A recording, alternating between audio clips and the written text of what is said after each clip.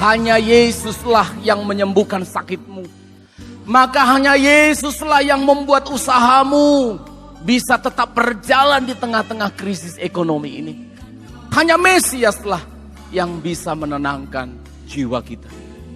Maka ketika kita tidak bisa bertatap muka, social distance, kita masih punya Yesus. Tuhan melepaskan diriku dari kuasa.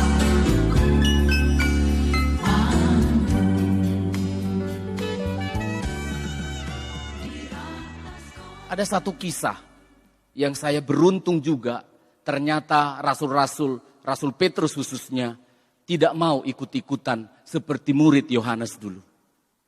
Kita membaca dalam Kisah Para Rasul pasal yang ketiga, ayat yang ke-11 sampai ayat 12. Karena orang itu tetap mengikuti Petrus dan Yohanes. Ya. Maka seluruh orang banyak yang sangat keheranan itu datang mengerumuni mereka. Mengerumuni. Wow, luar biasa. Berdasarkan jawaban Petrus nanti terlihat sebenarnya mereka berkerumun. Tujuannya satu yang sudah dirasakan oleh hamba Tuhan ini. Ingin mendewakan manusia. Teruskan. Di serambi yang disebut serambi Salomo. Ya. Petrus melihat orang banyak itu lalu berkata, "Hai orang Israel, mengapa kamu heran tentang kejadian itu?" Mengapa kamu heran akan kejadian itu? Bukan dilarang heran. Tetapi tujuan keherananmu jangan kepada manusia. Teruskan. Dan mengapa kamu menatap kami seolah-olah kami? Ada apa dengan kalian? Terus? Seolah-olah kami membuat orang ini berjalan karena kuasa atau kesalehan kami sendiri. Perhatikan saudara. Saudara yang ada di rumah, perhatikan sungguh-sungguh. Engkau di tempat dudukmu yang nyaman di rumah sana beribadah, perhatikan baik-baik. Ada apa kamu menatap pendeta begitu? Mengapa kamu melihat pendeta jadi berbeda? Bukan pendeta yang memperbaiki nikahmu. Ketika engkau mendengar firman Allah yang merubah hidupmu. Biarkan hamba Tuhan itu tetap jadi hamba Tuhan. Ada apa kamu?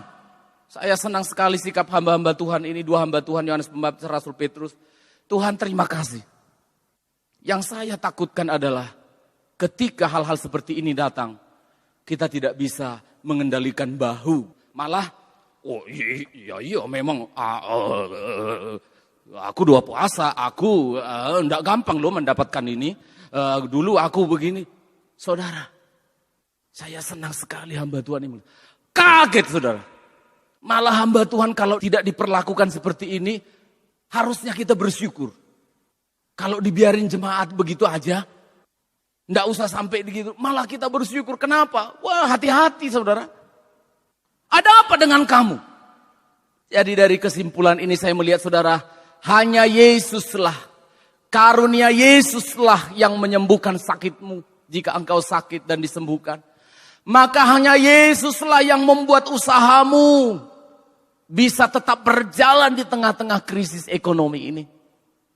Hanya Yesus, hanya Mesiaslah yang bisa menenangkan jiwa kita. Maka ketika kita tidak bisa bertatap muka, kita dibatasi dengan social distance, saudara masih punya Yesus. Amin saudara. Kita masih punya Yesus. Karena dialah. Pada zaman dahulu sebelum Tuhan, saudara perhatikan saya sebutkan tadi timeline. Bahwa Tuhan program kerjanya itu bermacam-macam. Pada masa kini ya seperti ini cara bekerjanya. Pada waktu dulu dia tidak pakai hamba-hamba Tuhan. Dia kerjakan sendiri. Nah ketika sekarang dia pakai kita hamba-hamba Tuhan. Memang itu eranya sedang dia lakukan. Tapi tetap dalam pikiran kita. Bahwa sesungguhnya hanya Mesias yang melakukannya untuk kita. Yesuslah yang melakukan penyucian. Maka tidak ada pendeta sakti kalau kepada pendeta itu baru hidup saya disucikan. Kalau dengan hamba Tuhan itu iman saya dikuatkan. Salah saudara. Yang memberikan iman kepada saudara adalah Tuhan. Yang menguatkan saudara adalah Tuhan.